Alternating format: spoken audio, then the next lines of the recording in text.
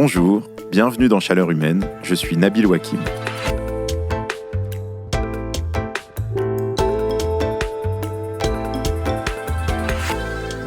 J'en ai déjà parlé ici, je suis né au Liban et j'ai grandi en France. Et l'été, quand on partait en famille au Liban, il y avait 3 règles à respecter. 1. Ne pas refuser le sirop de rose de ta grand-mère. 2. Ne pas te resservir trop souvent de falafel. Et surtout, ne pas boire l'eau du robinet. Parce que le Liban a beau être un des pays les plus riches en eau du Proche-Orient, l'accès à l'eau potable y est rare et compliqué. Bon, la réalité, c'est que la plupart du temps, mon estomac fragile était en vrac au bout de 3 jours de vacances familiales, conséquence de mon incapacité à respecter 2 des 3 règles mentionnées ci-dessus. Et pendant longtemps, j'ai pensé qu'en France, c'était pas vraiment un problème. Et je trouvais ça très rassurant. Je me disais, on aura toujours de l'eau potable qui coule du robinet. Et j'ai mis longtemps à comprendre que c'était faux et qu'en fait, ça devenait de plus en plus faux. On en a déjà parlé dans un épisode précédent de Chaleur Humaine avec l'hydroclimatologue Florence Abetz. Les sécheresses étaient auparavant des événements rares, elles deviennent de plus en plus fréquentes. On le voit particulièrement depuis 2022. Mais je crois qu'on peut aller plus loin dans la discussion. Si l'eau douce devient une ressource rare, cela veut dire qu'il va falloir réfléchir à comment on la partage. Pourquoi l'eau douce risque-t-elle de manquer ? Comment s'adapter aux menaces que fait peser le changement climatique sur notre ressource en eau ?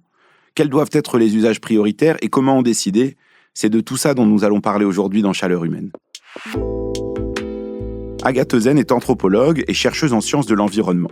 Elle est directrice de recherche au CNRS, directrice adjointe de l'Institut Écologie et Environnement au CNRS. Elle a écrit plusieurs ouvrages sur l'eau et l'adaptation au changement climatique et elle répète depuis des années qu'il va falloir faire avec cette réalité. En France, il n'y a plus assez d'eau pour tous nos usages actuels.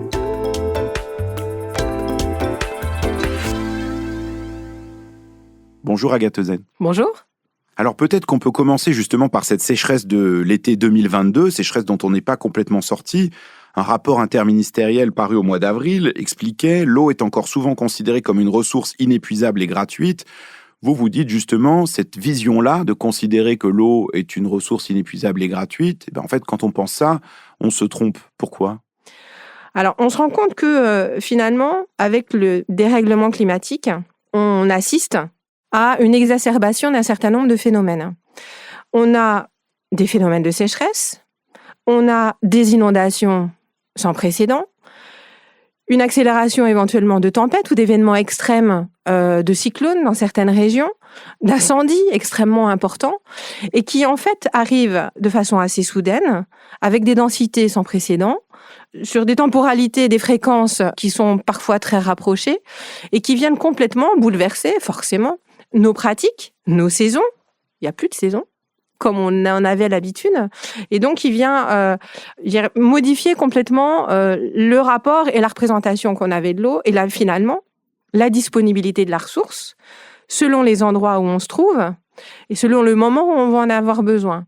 Et ça, est-ce que ce mécanisme-là, est-ce qu'en France, ça se passe de la même manière partout ? Est-ce qu'on peut cartographier la manière dont cet impact sur le cycle de l'eau n'est pas le même sur tout le territoire français ?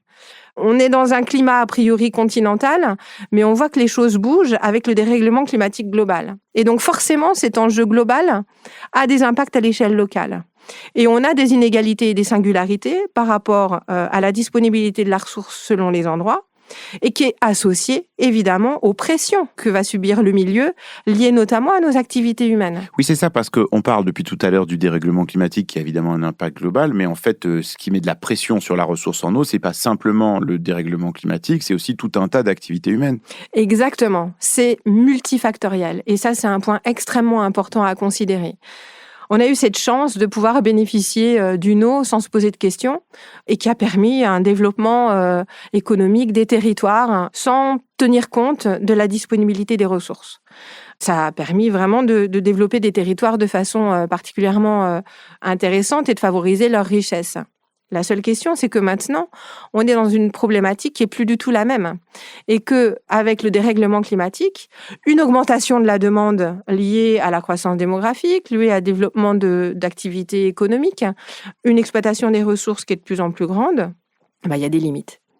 Et là, on se retrouve dans une situation où on atteint un point. Il ne faut justement pas qu'on atteigne ce point de non-retour quant à l'usage d'une eau, finalement, qui devient non renouvelable, puisqu'on n'a plus assez de précipitations, et qui a du coup des conséquences sur la qualité du milieu et sur le fait de pouvoir bénéficier de cette ressource pour répondre à nos différents usages. Ça, c'est ce qu'on a vu récemment, par exemple, avec des maires du Var qui disaient « Moi, je délivre plus de permis de construire parce qu'en fait, s'il y a des nouvelles maisons, ça va être des nouveaux habitants, plus d'activités. Et en fait, on n'aura pas assez d'eau pour tout le monde. » On a vu ça même dans des zones industrielles, dans certaines zones de France, de dire en fait, on veut limiter l'activité parce qu'on va avoir des ressources en eau trop importantes. C'est à ce genre de choses que vous faites référence?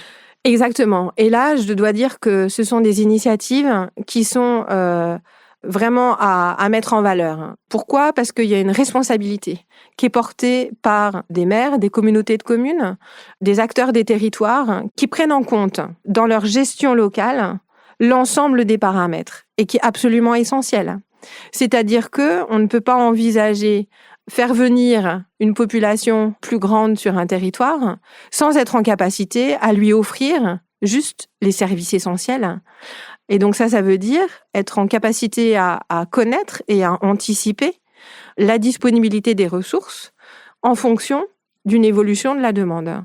Et donc de réguler à travers typiquement ce type d'action, d'interdiction peut-être ponctuelle, parce qu'elle ne vise pas forcément à être reconduite tous les 5 ans ou régulièrement, mais tenir compte de l'ensemble des changements globaux et non plus climatiques seulement, pour aménager le territoire de façon raisonnée, favoriser le bien-être des populations, assurer des écosystèmes qui soient dans le meilleur état possible, parce que nous en dépendons en tant qu'humains, et favoriser le développement d'un territoire à la mesure de ce que le territoire peut offrir. Et donc d'inverser la tendance, du coup.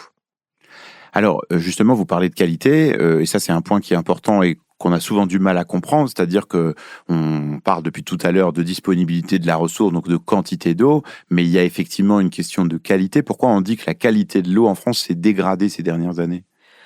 Je dirais, il y a plusieurs choses. On a un certain nombre d'activités humaines avec des pressions qui sont de plus en plus grandes et qui, par la force des choses, vont conduire à un certain nombre de pollutions.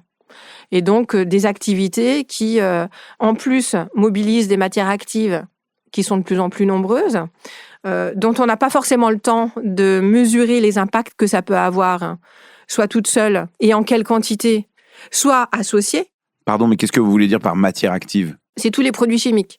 Dans tout ce qu'on produit, que ce soit dans les vêtements, sur les teintures, dans tout ce qui relève des produits esthétiques, dans toute production manufacturée, il y a des colorants, il y a des matières, il y a du plastique, etc. Donc toutes ces matières, qu'elles soient toutes petites ou même parfois plus visibles, elles sont diffusées, elles circulent. Pourquoi ? Parce qu'on veut développer des produits qui soient les plus efficaces, les plus esthétiques, les plus répondant à des fonctionnalités qui sont de plus en plus précises et de plus en plus fines et qui nécessitent de l'innovation. Et ce qui est vraiment ce qui est important et ce qui est bien. Mais en revanche, ça mobilise un certain nombre de produits chimiques qui sont utilisés et qui, par la force des choses, d'une manière ou d'une autre, à travers nos usages du quotidien, vont retourner dans la nature, alors que ce soit dans l'air ou dans ce qu'on va consommer, donc du coup qui va retourner au milieu à travers l'assainissement.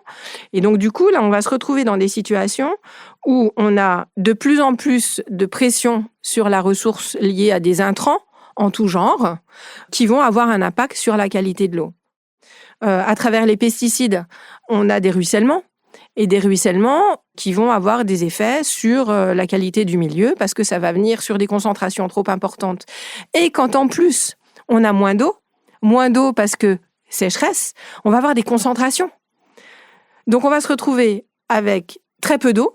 Dans certaines régions, on va se retrouver avec très peu d'eau, et de l'eau dont la qualité a été dégradée parce qu'il y a une concentration de tout ce qui peut arriver lié aux activités humaines dans ce peu d'eau qui reste.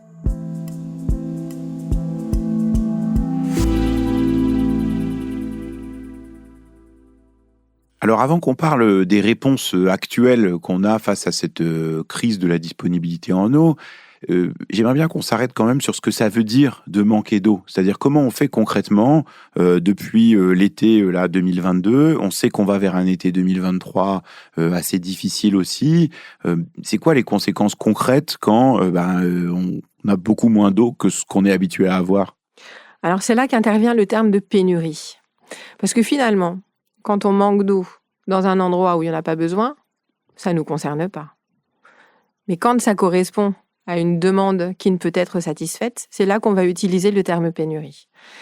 Ça veut dire que par rapport aux usages qu'on a établis et qu'on a déployés, eh bien, lorsqu'ils demandent de l'eau, on ne va plus pouvoir satisfaire cette demande-là. Et donc, ça remet en question l'usage en tant que tel. Donc, un des points extrêmement importants, c'est de préserver finalement les usages essentiels. Un des usages essentiels, c'est l'alimentation en eau potable. Donc, c'est s'assurer que les réseaux d'eau potable soient alimentés dans les meilleures conditions et dans l'ensemble des territoires. Il s'avère qu'en France, si les villes n'ont pas eu réellement de problème de disponibilité de la ressource, puisqu'en plus, il y a eu des dispositifs d'interconnexion qui essayent de pallier ce genre de risque-là. En zone rurale, on est dans des situations où la seule ressource en eau peut être une source, mais qui va se tarir dans un contexte de sécheresse. Et donc, quand il n'y a plus cette eau-là, il n'y a plus d'eau au robinet non plus. En fait, quand je vous écoute, ce que je comprends, c'est qu'il faudrait par territoire anticiper les problèmes et les manques à venir et faire une liste pour chaque endroit de priorité des usages. C'est ça que vous voulez dire? Là, il va falloir réfléchir à de quoi avons-nous besoin sur le territoire.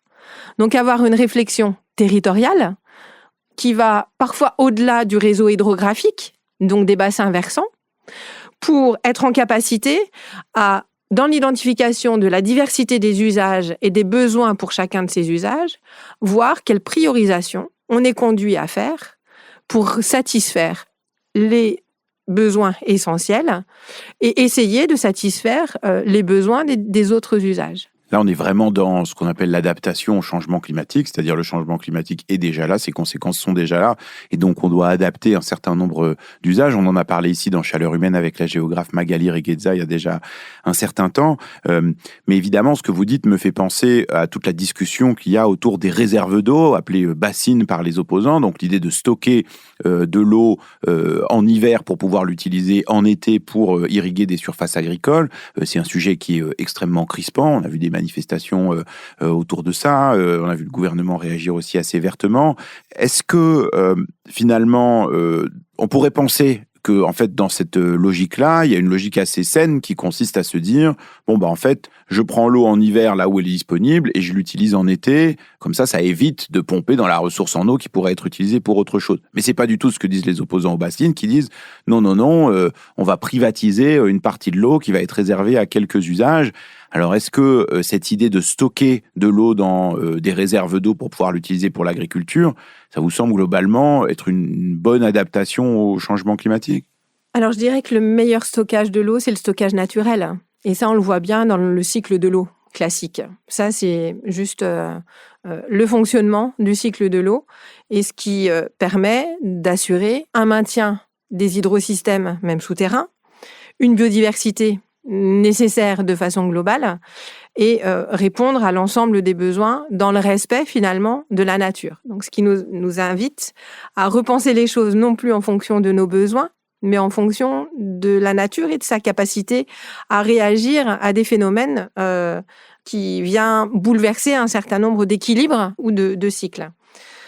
Pour répondre à cette situation-là, alors même que les ressources ne peuvent pas être renouvelées en hiver parce qu'il n'a pas suffisamment plu, il va falloir s'adapter et il n'y a pas une solution. Ça se saurait. Je pense qu'il y a une très grande diversité de solutions qui sont complémentaires les unes avec les autres et que toutes doivent être réfléchies en fonction d'une logique territoriale et dans une logique de partage équitable entre les différents usagers.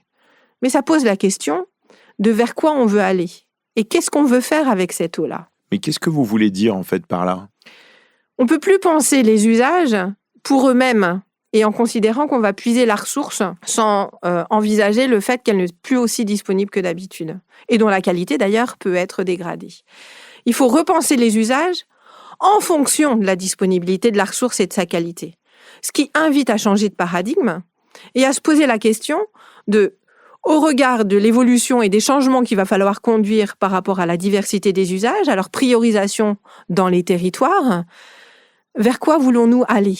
Ce que vous voulez dire, c'est que par exemple, pour des usages agricoles où aujourd'hui on réfléchit en se disant, voilà, on avait tant de ressources en eau, donc on pouvait irriguer. Peut-être que demain on pourra plus le faire, et que donc la question c'est pas tant réserve d'eau par réserve d'eau, c'est de se dire, en fait, il faut adapter notre modèle agricole à un usage moins intensif de l'eau. Alors effectivement, je crois qu'il faut faire évoluer le modèle agricole, mais ça se fait à toutes les échelles, à l'échelle locale, mais jusqu'à l'échelle européenne. C'est s'interroger sur les pratiques culturelles qui peuvent être adoptées, sur la vocation de ces cultures pour des besoins au niveau du territoire ou pour de l'exportation, et donc mesurer les impacts que ça peut avoir à toutes les échelles. Et puis, je dirais, c'est les considérer non plus pour trouver des substitutions au manque d'eau pour continuer à développer le plus possible, mais se dire il va falloir peut-être diminuer. Et donc, trouver des effets leviers pour ne pas trop impacter la dimension économique, qui ne doit pas être prioritaire dans la mesure où si l'environnement n'est plus en capacité à offrir toutes ces richesses au service des activités humaines, on risque de se retrouver dans des situations, et on se retrouve dans des situations critiques, si on ne s'écoute pas à l'échelle d'un territoire et si on n'envisage pas ensemble des réponses pour réduire les usages de l'eau pour répondre à un certain nombre d'activités. En fait, le problème de ces bassines, si je comprends bien ce que vous dites, c'est qu'ils risquent de faire passer les intérêts économiques de court terme de certains agriculteurs avant le grand enjeu du partage de l'eau et des besoins de tout le monde. Sauf qu'on imagine bien que pour ces agriculteurs-là, c'est pas facile de se projeter sur le long terme. C'est facile pour nous qui sommes pas concernés de dire maintenant il faut arrêter d'irriguer, il faut changer de culture et arrêter de faire par exemple du maïs. Mais ça peut pas se passer du jour au lendemain. Comment on peut aider ces agriculteurs-là à construire une trajectoire pour changer de modèle, pour diminuer les besoins en eau ? Alors c'est évident que c'est pas d'un coup de baguette magique que les choses peuvent changer. Effectivement, ça nécessite d'être considéré de façon complètement globale. Et donc, dans le processus d'accompagnement, c'est de permettre finalement aux différentes politiques d'être interconnectées et de dialoguer les unes avec les autres. Enfin, cette planification, cette anticipation de partager la ressource en eau, on n'a pas l'impression qu'elle est vraiment là. Mais elle est essentielle à mettre en place. C'est pour moi une des solutions. Mais c'est possible. On a quand même cette chance. C'est que finalement, la situation dans laquelle on se trouve, c'est de notre faute. Elle ne vient pas de l'extérieur. Donc, notre responsabilité et notre chance, c'est qu'on a la main dessus. Et donc, si tous ensemble, on s'y met, on va y arriver.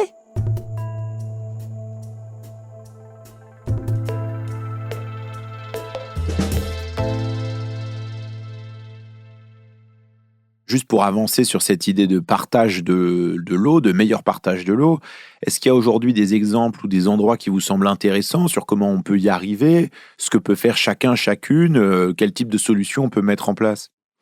Moi, je pense que, en fait, chacun, dans différentes instances, essaye de déployer des solutions qui soient les mieux adaptées à son territoire, que ce soit dans le cadre de la connaissance de sa parcelle, jusqu'à un collectif, une coopérative, en allant jusqu'à l'industriel qui va essayer de développer son process pour réutiliser un certain nombre de volumes d'eau pour différents usages, de lavage par exemple, alors qu'il avait l'habitude de le rejeter sans bénéficier de...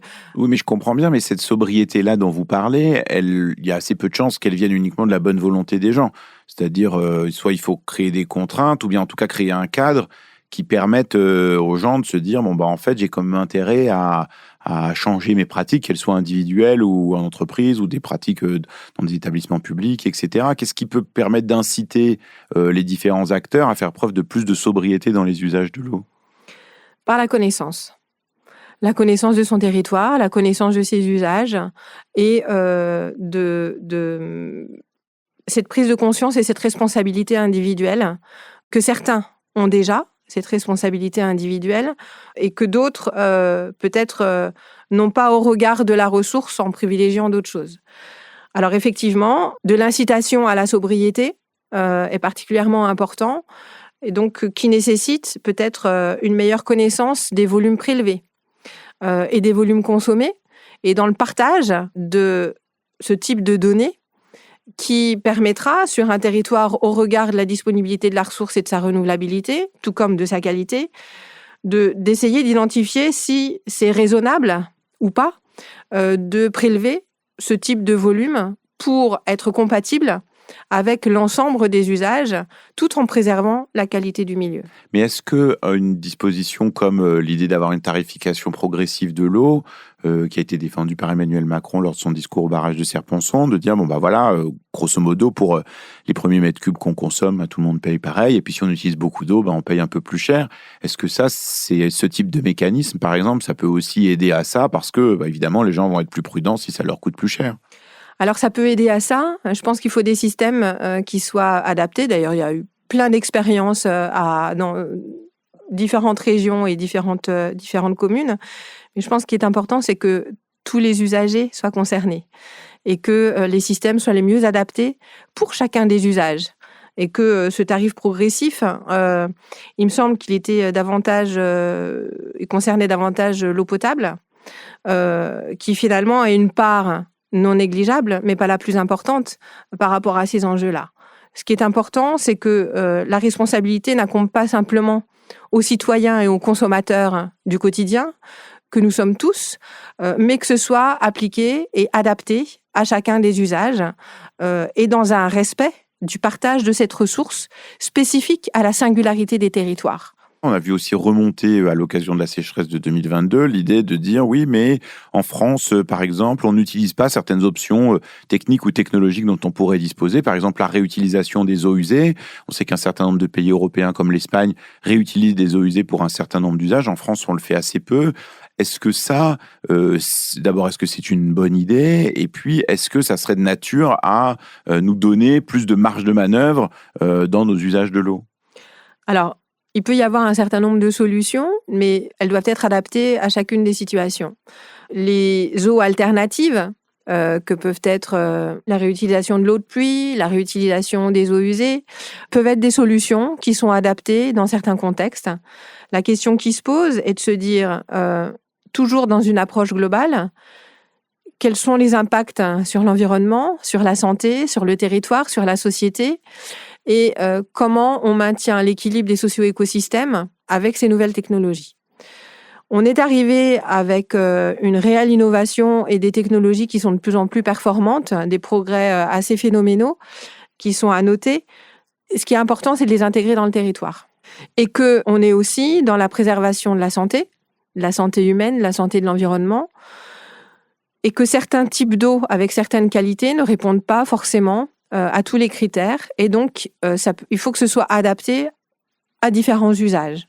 Mais d'une certaine manière, on voit que c'est possible dans d'autres pays de dire, pour nettoyer les rues, plutôt que d'utiliser de l'eau propre à la consommation humaine, peut-être qu'on peut réutiliser des eaux usées qui ont été retraitées. Ce genre de choses, est-ce que c'est possible? Alors, sur le papier, c'est possible, mais c'est pas juste dans l'idée de réutiliser ces eaux. Derrière, ça veut dire avoir un réseau, avoir une gestion spécifique, éviter de risquer de contaminer un réseau d'eau potable, par exemple.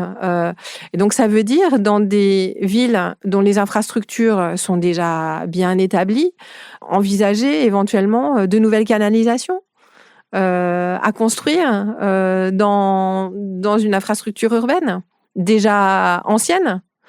Voilà, ça pose ces questions-là, et au bénéfice de qui et qui va payer? Alors juste un point sur les canalisations dont vous parlez. On dit souvent qu'en France, il y a beaucoup de pertes d'eau dans les réseaux d'eau, dans les canalisations, qu'on perd peut-être 15-20% de la ressource en eau. Est-ce que là aussi, ça vous semble être un levier prioritaire de d'abord réparer ces canalisations et faire en sorte que les réseaux fonctionnent bien? Ou est-ce qu'à trop regarder ce sujet-là, en fait, on se trompe un peu de sujet? Alors, ce qui est intéressant de voir, c'est qu'à travers ces 20%, qui est en fait une moyenne, il y a une très grande diversité de situations et que c'est bien plus compliqué que ça. C'est-à-dire que on a certaines villes qui ont une rentabilité extrêmement peu de pertes. Et ça, on peut s'en réjouir. Il y en a d'autres pour lesquelles les pertes sont particulièrement importantes, et on est bien souvent dans des milieux plus ruraux, où là, c'est un coût d'entretenir les réseaux. Et puis, la topographie, les reliefs font que ça se dégrade peut-être parfois plus vite. Et donc, ça nécessite un suivi et des moyens qu'on n'a pas forcément. Donc, oui, c'est une question à prendre en considération, mais qui révèle finalement des disparités sur le territoire, alors le territoire métropolitain, mais aussi le territoire ultramarin, quant à la capacité des services, des communautés de communes, à assurer finalement ce service essentiel par le déploiement des réseaux. Oui, mais là, franchement, quand on vous écoute, on se dit, bon, il y a quand même des choses, peut-être, qu'on devrait vraiment arrêter. C'est-à-dire, on a eu des discussions au moment de la sécheresse 2022 sur le nombre de piscines individuelles construites en France, sur l'arrosage des golfs, sur des pratiques dans lesquelles on se dit, bon, est-ce que ça, c'est vraiment des usages prioritaires? Alors évidemment, les gens qui ont des piscines ou ceux qui aiment jouer au golf, ils trouvent que c'est pas bien de limiter ces usages-là. Mais est-ce qu'à un moment donné, il faut pas arriver à cartographier certains usages dont on se dit, ils sont pas prioritaires et peut-être à les limiter? Ça, c'est exactement le projet de société sur lequel il faut plancher pour voir quels sont les intérêts individuels, quels sont les intérêts collectifs, en fonction des territoires, parce on ne peut plus raisonner à l'échelle seulement globale. Il faut vraiment intégrer les échelles beaucoup plus locales, et c'est ce que font un certain nombre de maires ou d'acteurs dans les territoires. Et effectivement, il s'agit également de hiérarchiser les besoins. On peut mettre en place un certain nombre de dispositifs qui soient efficaces et qui permettent notamment de retraiter des eaux usées pour arroser des espaces verts, pour privilégier ce type d'eau pour notamment les golfs. Et c'est ce qui se pratique notamment aux États-Unis, en Arizona. La question est de se dire, avoir mis en place le dispositif ne veut pas dire qu'on l'utilise. Donc, ce qui est extrêmement important, c'est d'avoir une appropriation et donc une réflexion par l'ensemble des acteurs, de l'ensemble des enjeux, et de voir qu'est-ce qui peut venir répondre à une demande sans pour autant impacter ni la ressource, ni la société, ni l'environnement. Alors on voit bien dans le paysage que vous dressez qu'il faut quand même se préparer à des années qui sont pas faciles devant nous. Est-ce que malgré tout, vous qui travaillez sur ces questions depuis longtemps, vous avez quand même un bon espoir qu'on puisse aller prendre la bonne route, aller vers le bon chemin?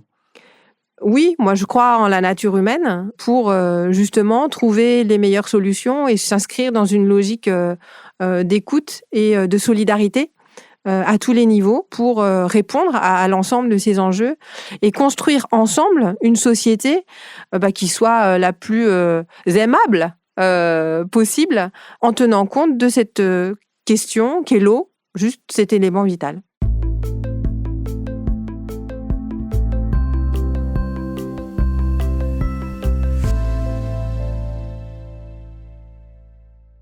Alors, avant de vous laisser repartir plonger dans le dossier de l'eau, je voulais savoir comment vous vivez cette question-là aussi à un niveau plus individuel. D'abord, vous, est-ce que dans votre vie personnelle, vous vous dotez de moyens pour économiser de l'eau, ou bien quand les gens vous demandent des conseils pour savoir comment faire pour utiliser moins d'eau, qu'est-ce qu'on peut faire?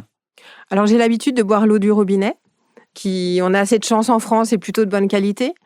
Donc ça, c'est déjà, utiliser ce service et l'apprécier sans forcément faire couler l'eau quand je n'en ai pas besoin. Je pense que selon les endroits où on se trouve, selon les moments, on a besoin de beaucoup d'eau parce que ça vient nous laver, ça vient nous purifier et ça, c'est important. En revanche, c'est des moments privilégiés qui ne doivent pas nécessairement être la généralité. Et donc, être dans cette prise de conscience de la limitation de cette ressource et de sa disponibilité. Et dans un autre domaine, celui des transports, est-ce que vous, par exemple, vous continuez à prendre l'avion ou est-ce que vous y avez renoncé? Alors non, j'y ai pas renoncé parce que je pense que c'est quand même important de se déplacer et de se rendre dans des lieux à la fois où on peut porter la parole des scientifiques, notamment à la conférence des Nations Unies sur l'eau qui s'est tenue à New York en mars 2023 et où là, être présent, c'est aussi important. Un dernier point peut-être, il y a un certain nombre de scientifiques qu'on a vu s'investir dans des mobilisations autour du climat ces derniers temps. On en a vu certains s'enchaîner à des centrales à charbon ou des raffineries. Est-ce que vous pensez que ça serait, si on vous sollicitait, votre rôle de mener ce type d'action? J'ai la chance que le CNRS m'ait confié un certain nombre de responsabilités et qui conduisent au fait que je peux essayer de développer un certain nombre de valeurs et de transmettre finalement l'importance de la connaissance produite par les scientifiques dans différentes instances. Et je pense que c'est un rôle à jouer peut-être complémentaires avec d'autres actions qui ne sont pas les miennes, et de rester dans cette logique de faire prendre en compte la nécessaire connaissance pour éclairer, mieux comprendre et favoriser des décisions qui soient les plus raisonnées.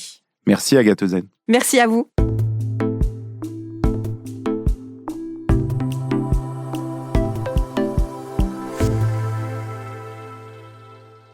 Qu'est-ce que je retiens de cette conversation avec Agathe Ezen ?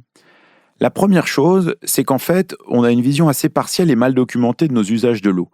Et ça, je dois dire que ça m'a surpris. Aujourd'hui, on peut suivre l'électricité en direct sur son téléphone, la production, la consommation. Sur l'eau, c'est beaucoup plus difficile d'avoir une vision d'ensemble. Et en fait, ça nous aide pas bien à comprendre. D'ailleurs, quand j'y pense, je me dis, c'est bien la preuve qu'on a tendance à considérer que l'eau douce, l'eau potable, c'est une ressource infinie et gratuite. Donc la première chose à faire pour mieux répartir l'eau, ça serait déjà de rendre publiques et transparentes toutes les données sur l'eau, sur son utilisation. Et ça semble pas une demande complètement délirante. J'en profite pour rappeler une notion importante. C'est pas la même chose de prélever de l'eau que d'en consommer.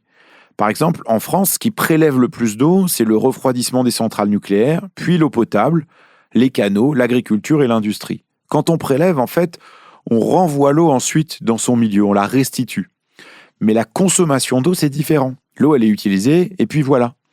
Et là, l'ordre de grandeur n'est plus le même. C'est l'agriculture qui consomme les 2/3 de la ressource en eau douce, puis l'eau potable pour les humains, et enfin, dans une toute petite partie, les centrales nucléaires et l'industrie. La deuxième brique, c'est qu'on voit bien qu'il y a une vraie difficulté sur les usages agricoles de l'eau. Agathe Ezen, elle le dit poliment dans le podcast, peut-être un peu trop poliment, mais je me souviens qu'on avait déjà eu une conversation similaire avec l'hydroclimatologue Florence Abetz, il y a un peu moins d'1 an. En fait, quand on regarde ce que disent toutes les expertes et tous les experts du sujet, c'est qu'en fait, continuer à miser à court terme sur un modèle agricole qui demande beaucoup d'irrigation, c'est une très mauvaise idée. Concrètement, plutôt que d'encourager des grandes cultures de maïs et de multiplier des bassines ou des retenues d'eau, en fait, il faut dessiner une voie de sortie progressive de cette agriculture. Est-ce que c'est facile ? Non, certainement pas. Est-ce que ça va se faire du jour au lendemain ? Encore moins. Mais en fait, ça serait plus courageux et plus efficace que de laisser des agriculteurs s'enfoncer dans un modèle qui va être désastreux pour eux et pour notre environnement. Ce point-là, ce changement du modèle agricole, on va y revenir dans un prochain épisode de Chaleur Humaine dès la semaine prochaine. La troisième chose qui m'a beaucoup parlé dans cet épisode, au fond c'est peut-être la plus importante, c'est que changer notre rapport à l'eau, en fait c'est une transformation profonde de nos sociétés, de la manière dont on est organisé. Comment on va installer une zone industrielle dans un endroit où on va manquer d'eau ? Ou construire des logements dans une région qui risque d'être en situation de sécheresse plusieurs mois par an ? Bien sûr, on va apprendre à mieux économiser l'eau des réseaux, réutiliser une partie de nos eaux usées. Mais on sait déjà qu'en fait, ces efforts-là, ils ne seront pas suffisants pour faire face à nos besoins actuels. En fait, c'est comme quand on prépare le spectacle de danse de fin d'année. Vaut mieux apprendre dès maintenant à danser la samba, parce qu'au moins, le jour venu, on saura suivre le rythme des secousses. Alors autant commencer dès maintenant à réfléchir démocratiquement à nos priorités. Agathe Ezen, elle le dit dans cet épisode, elle a confiance dans notre capacité à se mettre autour de la table, pour discuter, pour répartir au mieux la ressource en eau. Et moi, comme elle, je suis un garçon optimiste, j'ai envie de croire à la paix de l'eau plutôt qu'à la guerre de l'eau. Mais pour que ça fonctionne, il va falloir se doter de cadres de discussion démocratiques qui incluent tout le monde. Les agriculteurs, les industriels, les utilisateurs, les citoyennes, les citoyens, les élus locaux. Ça me fait penser d'ailleurs à cet épisode avec Hélène Landemort sur la démocratie et le climat, qui date d'il y a quelques semaines. Finalement, là aussi, il y a un peu ce constat.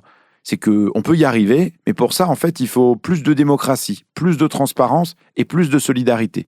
C'est un chemin, il existe, il est difficile à prendre, mais rien que le fait qu'il existe, je trouve ça déjà porteur d'espoir.